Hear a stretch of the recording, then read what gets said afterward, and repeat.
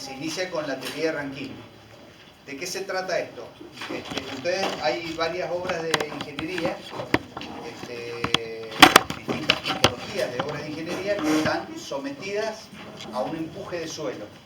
Un ejemplo es un muro de alta montaña, un muro de contención. Nosotros cuando tenemos una ladera de un cerro y tenemos que construir un camino de montaña, nosotros tenemos que hacer un corte. Normalmente se hace un corte y un relleno, o sea, la traza del camino normalmente se proyecta en ese sector, ¿cierto? En general. Entonces, acá requiere de un muro de contención y acá requiere de otro muro de contención y la extracción de este material, ¿cierto? Acá parte de ese material se agrega acá y ahí se construye el camino. En ambos casos, estos muros de contención, yo cuando estoy quitando suelo, le pongo un muro de contención y quito suelo, ese muro de contención reemplaza al suelo extraído, o sea que ese suelo estaba sometido a un estado tensional y obviamente que cuando yo lo quito, modifico el estado tensional de toda la ladera. Por lo tanto, parte del estado tensional que estaba contenido en este sector pasa a ser transmitido al muro de contención y ese muro de contención tiene que ser diseñado para resistir ese empuje. Igual este otro, este lo construyó primero y después lo relleno. Son dos casos diferentes. Uno lo construyó y ya soporta el peso del suelo y el otro lo construyó primero y después le agrego el suelo y ese suelo le produce una carga. Otro caso típico, que es el caso que ustedes van a tener que utilizar sí o sí, indefectiblemente, es cuando construyen un edificio. Cuando construyen un edificio, normalmente, ustedes, en un edificio urbano, ustedes van a estar contenidos, su propiedad, su terreno va a estar contenido entre propiedades medianeras vecinas. O sea, ustedes van a tener un vecino acá y un vecino acá. Normalmente los edificios, ustedes saben que tienen, ¿no?, un basamento, que normalmente se aprovecha el 100% del ancho del terreno y hasta una cierta altura ese basamento, por una cuestión de reglamentación arquitectónica, municipal, urbanística, se retrae y forma lo que se denomina la torre. Entonces nosotros vamos a tener una torre, un basamento y el nivel cero. Y también normalmente en los edificios urbanos el basamento se aprovecha subterráneamente con uno o dos subsuelos normalmente para disponer de cocheras. Entonces, ¿qué sucede? Cuando yo excavo, hago una excavación, esto estamos hablando de 6 metros de altura, por lo menos, ¿cierto? Hay edificios que tienen 4 subsuelos de cochera acá en Mendoza. O en otros lados hay más subsuelos todavía de cochera. Ya de por sí hacer una excavación de 6 metros en corte vertical no está permitido directamente por los códigos. O sea, acá hubo experiencias de edificios que se hizo esto y tuvieron muy malas experiencias, o sea, se desmoronaron las propiedades vecinas, hubo colapso del suelo, porque yo no puedo cortar en vertical, el suelo no tiene, en general, el suelo de Mendoza particularmente no tiene la cohesión necesaria, no tiene la cantidad de arcilla necesaria como para mantener un plano vertical cohesivo y estable. Entonces, en general, en Mendoza, en la zona urbana, tenemos una capa de limo, un estrato de limo de unos 7, 8, 10, 12 metros de altura, y después empiezan los suelos de buena resistencia. Los suelos de buena resistencia son granulares, o sea que aún en el caso que tuviéramos los suelos de buena resistencia acá superficialmente, los suelos granulares no los puedo cortar en vertical porque se me desmoronan, prácticamente no tienen cohesión, o sea que peor sería el caso. Entonces, en estos casos, el reglamento municipal impone al proyectista de estructura o al calculista, digamos así, diseñar un sistema que permita hacer esta excavación sin riesgo. O sea que normalmente se debe diseñar lo que se denomina un plan de excavación y submuración para poder resolver este problema. Normalmente esto, después si quieren lo podemos ver como en una post-clase, digamos así, cómo se resuelve aproximadamente este problema, pero básicamente consiste en hacerlo por etapas, o sea, en etapas de excavación pequeñas, que no asuman un riesgo importante. Se excava en taludes primero, después se van haciendo trincheras, se van accediendo en trincheras, se va haciendo estructuras parciales, con apuntalamiento, con una serie de factores, para poder estar en condiciones de seguridad y que no vayamos a tener un problema con el vecino. Hay situaciones en las que yo acá al lado tengo un edificio que ya tiene 2 cocheras construidas, entonces yo voy excavando y me encuentro con un bloque de una pared de hormigón, un tabique de hormigón. Ahí no tengo ningún problema. Pero hay otro edificio que acá tengo una cimentación superficial, que encima esa cimentación superficial cuenta con todo este suelo, y ya lo vamos a ver más adelante cuando veamos fundaciones. La fundación superficial cuenta con todo este suelo, es decir, la existencia de ese suelo para ser estable.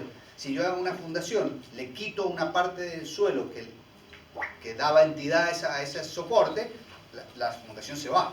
Entonces, para hacer ese diseño estructural de los elementos de contención provisorio, yo tengo que conocer cuánto empuja el suelo sobre ese paramento, previamente a la construcción del edificio. O sea, tengo que hacer el proyecto con los empujes que ejerce el suelo sobre esos paramentos.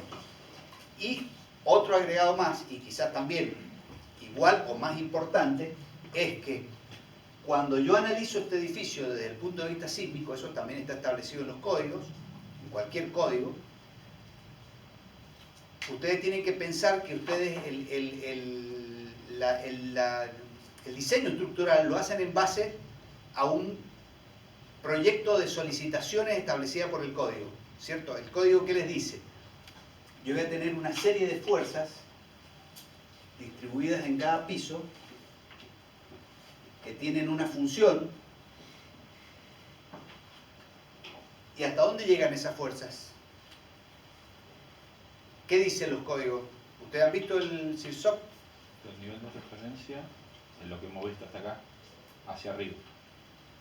Pero siempre y cuando, o sea, ¿y cuál es el nivel de referencia? O sea, las fuerzas sísmicas se empiezan a contar, está bien, desde el nivel de referencia hacia arriba. ¿Cuál es el nivel de referencia? Cuando yo tengo una fundación, un edificio que está fundado a nivel 0, a nivel de vereda, el nivel de referencia es el nivel de vereda. O sea, yo empiezo a contar el nivel de vereda para arriba. Pero cuando yo tengo subsuelos, el nivel de referencia ya es un poco más difuso, es bastante más difuso, no un poco más difuso. ¿Por qué? Porque yo no sé, el nivel de referencia sería el nivel a partir del cual el edificio y el suelo no tienen deformaciones relativas. O sea, se comportan solidariamente. ¿Cuál sería el nivel de referencia de un edificio con 2 subsuelos? Y sería el nivel a partir del cual el subsuelo, ahora imagínense que el edificio está sometido, supongamos que las fuerzas son estas, que no es así en realidad el suelo se mueve, no el edificio se mueve, ¿cierto? El suelo se mueve y el edificio se quiere quedar quieto. Por eso aparecen fuerzas estáticas equivalentes. Cuando el suelo se mueve para acá, en este caso, si la fuerza yo la he puesto de izquierda a derecha, es que el suelo se está moviendo acá, la onda sísmica, el empuje está se está moviendo para acá. Cuando el suelo se mueve, el edificio recibe ese empuje a través de esta pared, de todo el tabique del subsuelo. O sea, el suelo empuja contra el tabique del subsuelo y mueve el edificio. Si no estuviera el subsuelo, empuja a las fundaciones. O sea que las fundaciones o el subsuelo tienen que ser dimensionadas para el empuje del sismo, o sea, del suelo empujando sísmicamente. O sea, todas estas fuerzas que yo tengo acá tienen una componente, una resultante, que tiene que ser absorbida parte por este tabique y parte por las fundaciones.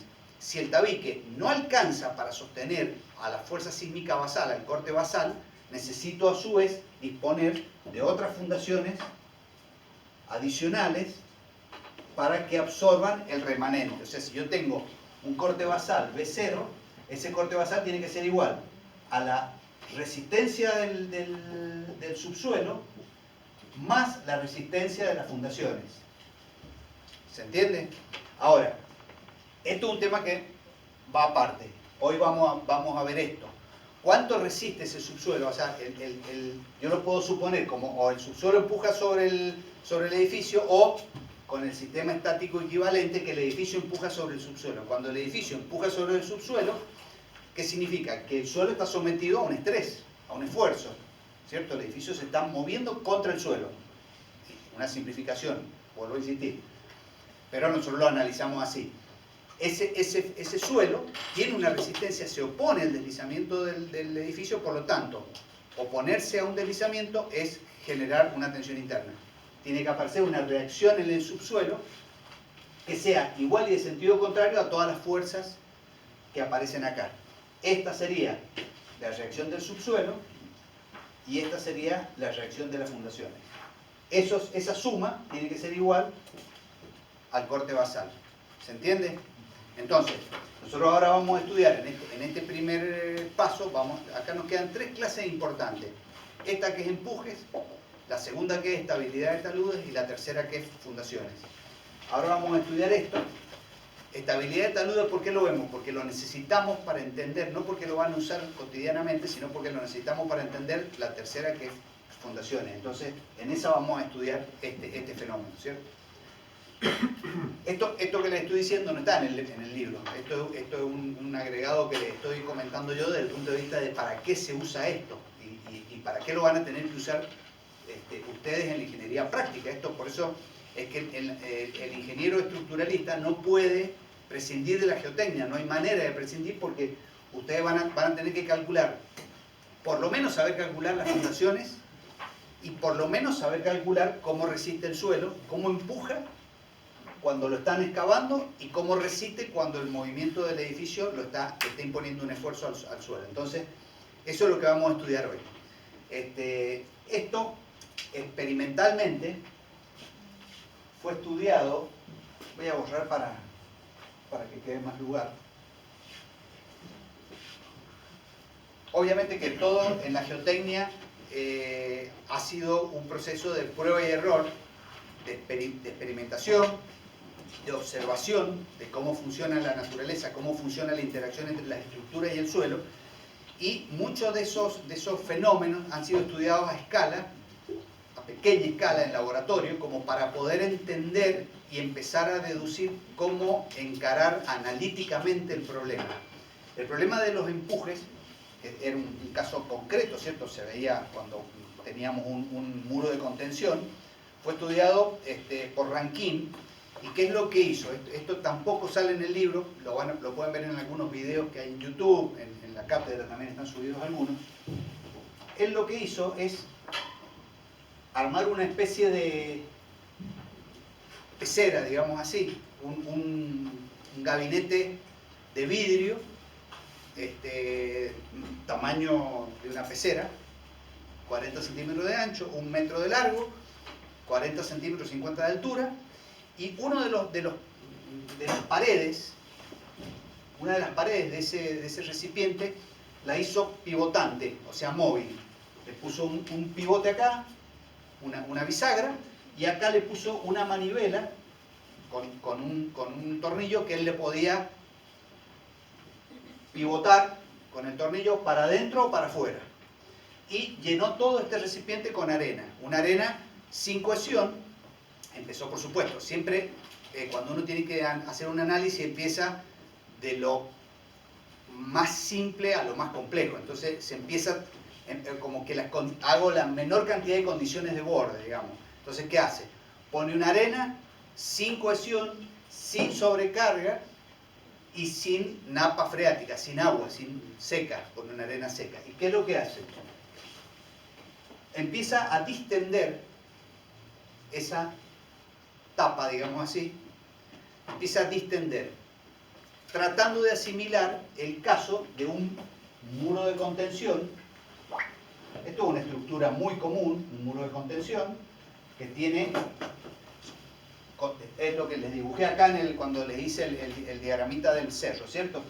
Yo tengo que salvar una diferencia de nivel y construir un muro de contención de hormigón, y salvo una diferencia de nivel entre suelos, ¿cierto? Por ejemplo, acá tengo una calzada, yo tengo que hacer una calle acá, y acá tengo otra calle.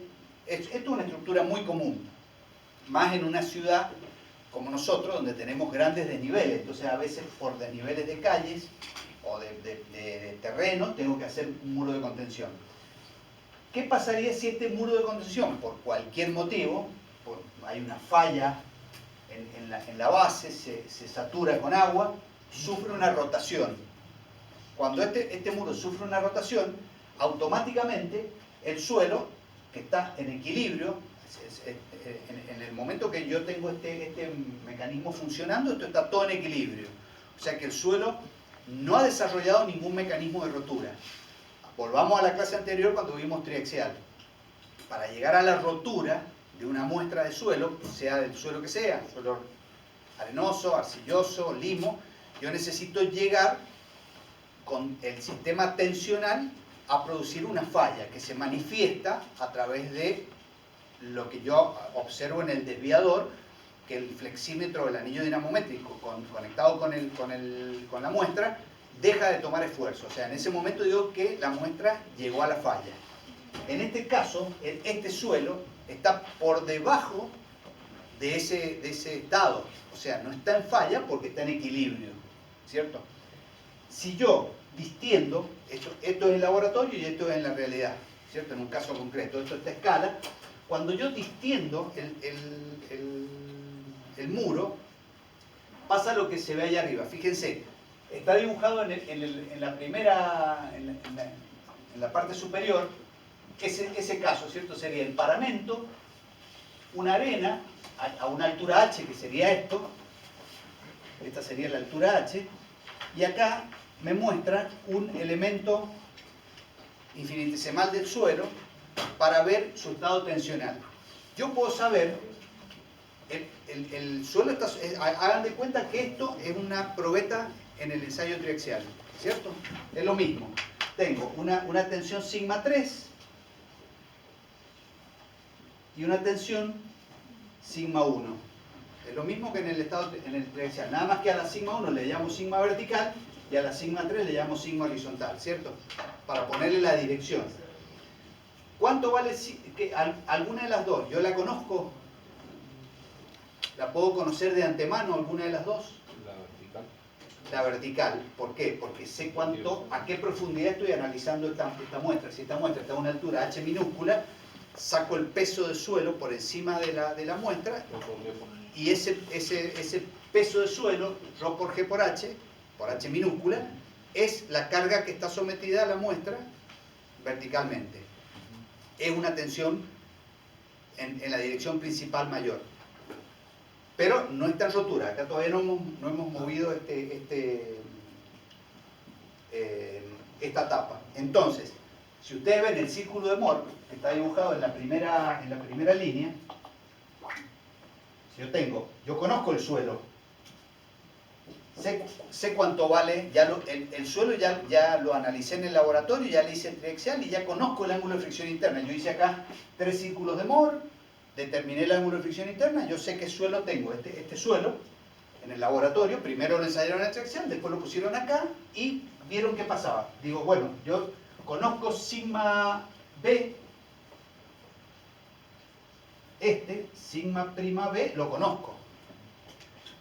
Sigma H, no lo conozco, pero sé que es menor que sigma B y sé que este círculo no toca la línea de rotura, la línea de resistencia intrínseca. O sea, tiene un diámetro tal que no toca la línea de rotura porque el suelo está en equilibrio. Ahora, si yo esta tensión horizontal, por un fenómeno de ir soltando la tapa, desplazando la tapa hacia la izquierda, ¿qué pasa? Esta tensión horizontal está acá y está acá. Yo esta la empiezo a reducir, o sea, empiezo a quitarle resistencia o apoyo al suelo, disminuyendo la tensión horizontal. La tensión vertical se mantiene constante. Al disminuir la tensión horizontal, ¿qué pasa? El diámetro del círculo empieza a aumentar. O sea, disminuyo sigma h, hasta que llega un momento en que el círculo toca la línea de resistencia intrínseca y el suelo está en estado de rotura en ese momento. Entonces, distendiendo, logra llegar a un estado de rotura y ve que esto se produce un desplazamiento de una masa de suelo con un ángulo de 45 más phi sobre 2. Eso a través del vidrio lo pueden ver, lo ven. Entonces, analizan desde ese punto de vista el fenómeno. Esto, cuando ustedes lo analizan, esto es un fenómeno experimental, o sea, sigue un fenómeno experimental, pero sigue las reglas del círculo de Mohr. O sea, este círculo ahora va a tener un diámetro que va a ser igual al desviador. ¿Se entiende? Igual que en el caso del triaxial. Entonces, cuando toca la línea de resistencia intrínseca, tengo el suelo en estado de rotura. Eso es lo que se denomina estado de rotura activa de Rankine. ¿Por qué activo? Porque yo, a través de un fenómeno de quitarle la presión, activo la deformación del suelo. Fíjense que el círculo de Moore es aquel que está en el segundo cuadro. Caso contrario, bueno, y ahí están los planos de deslizamiento a 45 más phi sobre 2. Si yo hago el análisis, a ver, vamos a bajar el... Con el curso. ¿están dando el mouse? Sí, con esto lo que para porque así que es un más bajo. Sí, ahí. Fíjense, si yo reemplazo en la fórmula del círculo de Moore sigma 3 por sigma HA, que es lo que les dije, y sigma 1 por sigma prima B, el sigma HA, despejándolo con la fórmula del círculo de Moore, es sigma prima B por tangente cuadrada de 45 menos phi sobre 2. Dice menos phi, no se confundan ese menos phi sobre 2, 45 menos phi sobre 2, con este 45 más phi sobre 2. Aquel surge de la geometría del círculo de Moore. Y este surge del plano principal de rotura. O sea, siempre la rotura es a 45 más phi sobre 2 respecto al plano principal. Eso no se olviden. Siempre en el círculo de Moore, el plano de rotura es 45 más phi sobre 2 respecto al plano principal de tensiones. En este caso, el plano principal es sigma B. La tensión principal mayor es sigma B porque es mayor que sigma H. Sigma H la hemos ido disminuyendo. En el caso contrario, cuando nosotros ahora empujamos con la tapa el suelo, ustedes imagínense acá intuitivamente, ¿qué es más fácil? ¿Desprender la tapa hacia afuera o empujar la tapa hacia adentro?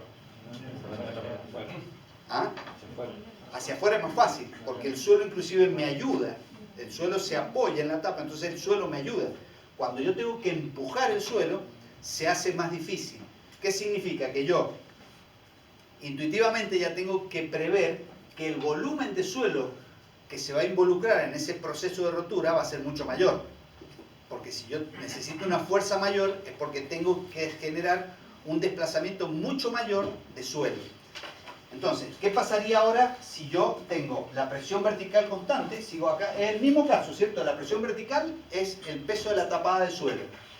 Y empiezo a aumentar la presión horizontal. Ahora me voy con este círculo que estaba en equilibrio inicial, me voy hacia el aumento de la presión horizontal. Y para lograr un círculo de rotura con la presión horizontal creciente, fíjense, tengo que llegar... Esta la mantengo constante y tengo que hacer un círculo de Moore mucho más grande para que la tensión horizontal vuelva, que sea tan grande que vuelva el círculo a tocar la línea de resistencia intrínseca. O sea, se ve claramente que el decremento por el empuje activo es mucho menor que el incremento por lo que se denomina empuje pasivo. ¿Se entiende? Esto también, por supuesto, se hizo en laboratorio y cuando se verifica el formato de rotura del suelo, se ve que esta es la masa del suelo a 45 menos phi sobre 2. O, si prefieren,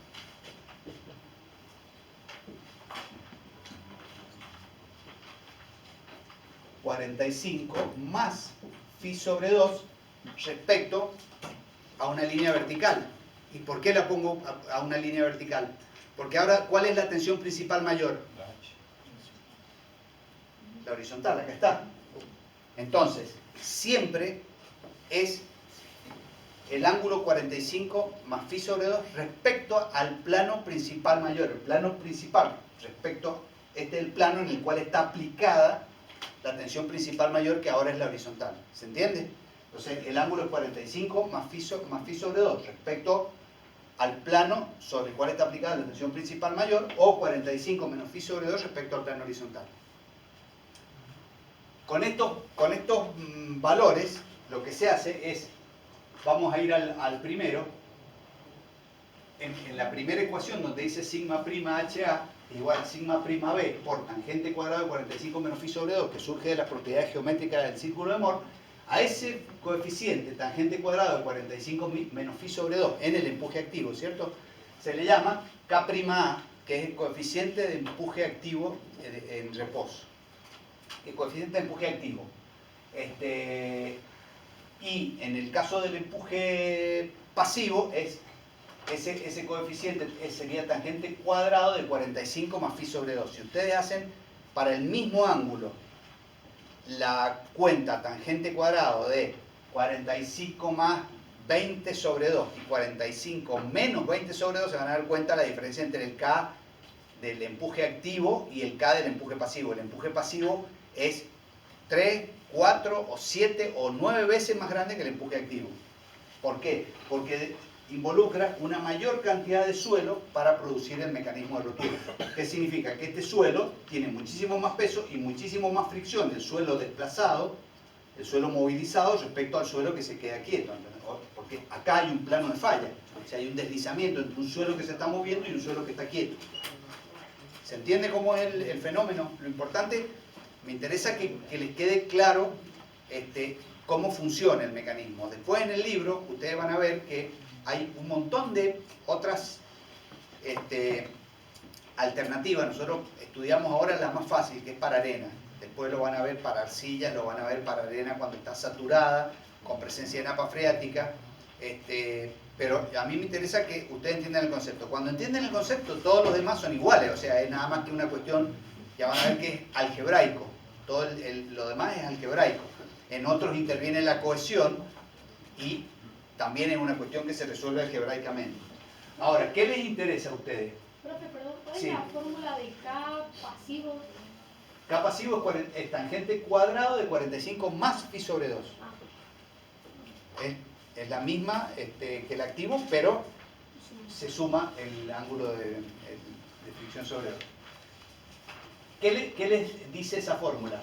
Que el empuje horizontal activo es igual al empuje vertical, que sí lo conocen, por ese coeficiente que se denomina coeficiente de empuje activo. Entonces, con eso pueden sacar cuánto vale el empuje horizontal activo.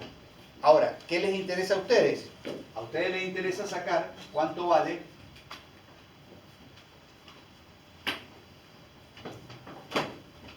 la resultante.